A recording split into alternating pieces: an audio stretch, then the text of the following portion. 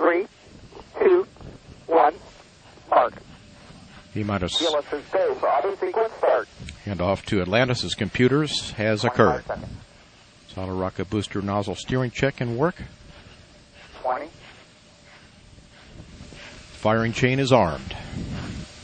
15. Go for main engine start. T-minus 10, 9, 8, 7, 6, 5. All three engines up and burning.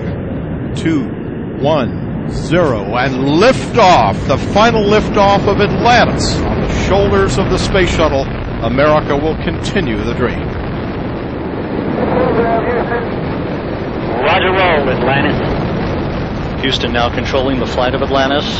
The space shuttle spreads its wings one final time for the start of a sentimental journey into history.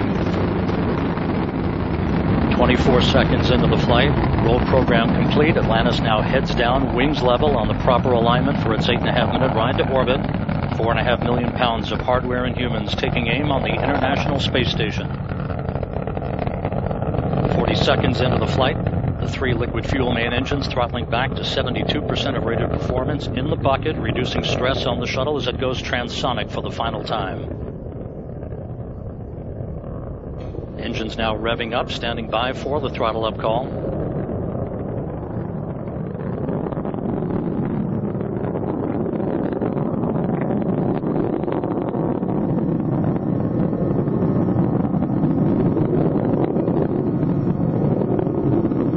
Atlantis, go at throttle up, no action, DPDT.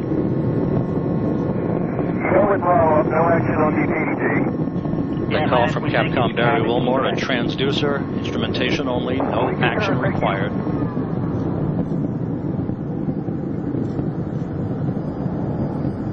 Atlantis now 15 miles in altitude, already 16 miles downrange from the Kennedy Space Center, 1 minute 40 seconds into the flight. Atlantis flexing its muscles one final time.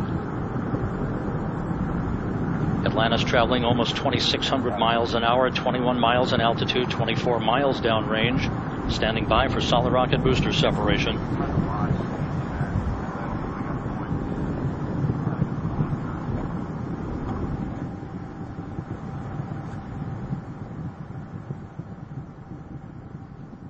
Booster officer confirms staging a good solid rocket booster separation. Guidance now converging.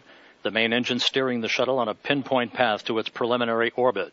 2 minutes, 20 seconds into the flight. Atlantis already traveling 3,200 miles an hour, 35 miles in altitude, 50 miles downrange. The propulsion officer reports the orbital maneuvering system engines have ignited. Atlantis kicking on its afterburners for 1 minute, 23 seconds for the final phase of powered flight. Atlantis, 2-engine foul. 2-engine foul. That call from Capcom. It's a single pane day, so in the event of contingency, you're in plane plus 230 on the ecal page. No comm VIs when you're ready to copy. Okay, in plane plus 230, go ahead. Press to ATO, 10.8. Press to MECO, 14.7. Press ATO, 10.8. Press to MECO, 14.7. That's a good read back, Atlantis. Because of the slightly late launch time, Capcom Barry Wilmore reading up to pilot Doug Hurley the updated abort boundaries for Atlantis, which is flying on the singular power of its three liquid fuel main engines, draining 0.5 ton of fuel per second from the shuttle's large fuel tank. 3.5 minutes into the flight, Atlantis traveling 4,200 miles an hour, 54 miles in altitude, already 120 miles downrange from the Kennedy Space Center. 3 good main engines, 3 good auxiliary power units, 3 good fuel cells for Atlantis.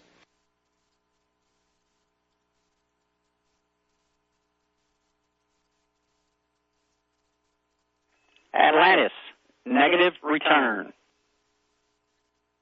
Negative return. That call from Capcom Barry Wilmore indicating that we're too high in altitude, too far downrange to return to the launch site in the event of an engine failure. However, Atlantis' 3 engines performing perfectly. 4 minutes, 20 seconds into the flight.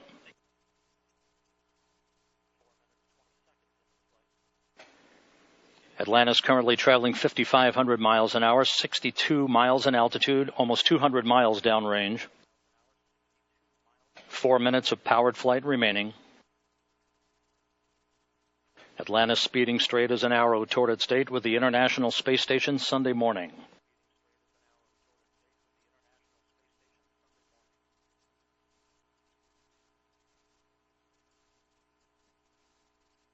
Coming up on the 5-minute mark. Atlantis now traveling 6,500 miles an hour, 66 miles in altitude, 250 miles downrange. Atlantis, press to ATO. Press ATO. That call indicating we can make minimal orbital targets in the event of an engine failure. All 3 engines continue to function normally. Atlantis will begin its slow roll to a heads-up position shortly.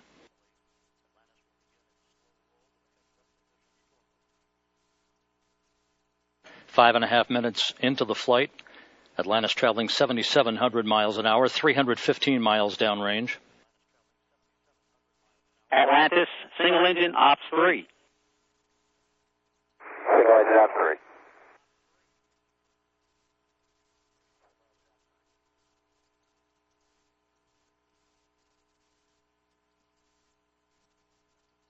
And the guidance officer here in Mission Control confirms that the computers are commanding the main engines to swivel. Single engine, Zaragoza, 104.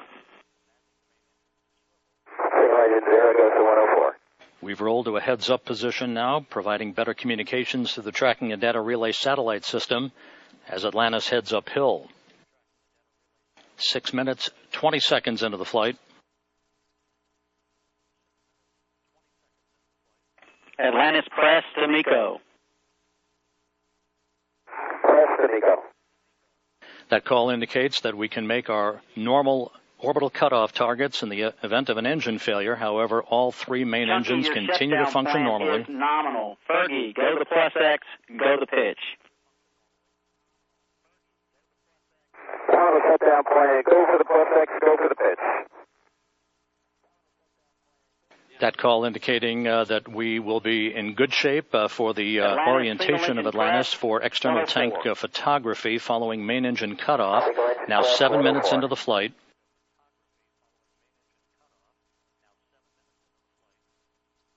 One minute, 20 seconds till main engine cutoff. Atlantis traveling 12,000 miles an hour.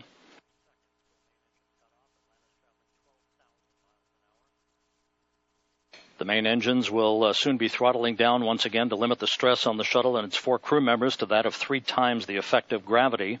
Atlantis currently traveling at a speed of more than 4 miles a second. 1 minute of powered flight remaining for Atlantis.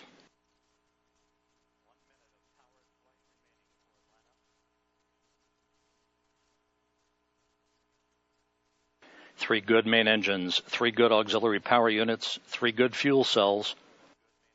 Approaching the 8-minute mark into the flight. Atlantis now traveling more than 15,000 miles an hour.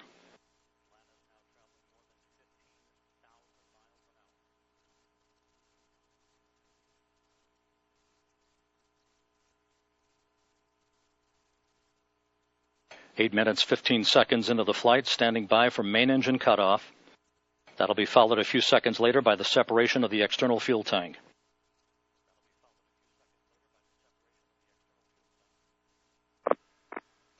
Booster officer confirms main engine cutoff.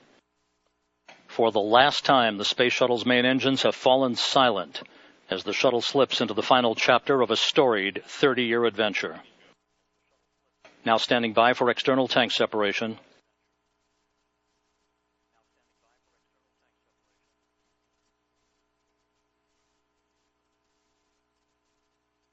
Atlantis off the tank. Commander Chris Ferguson will be maneuvering Atlantis now into an orientation to enable Sandy Magnus to capture digital still imagery of the external fuel tank as it drifts away. OMS 1 is not required. Your preliminary OMS 2 TIG, 37 minutes. 37 minutes, no OMS 1 required, thanks.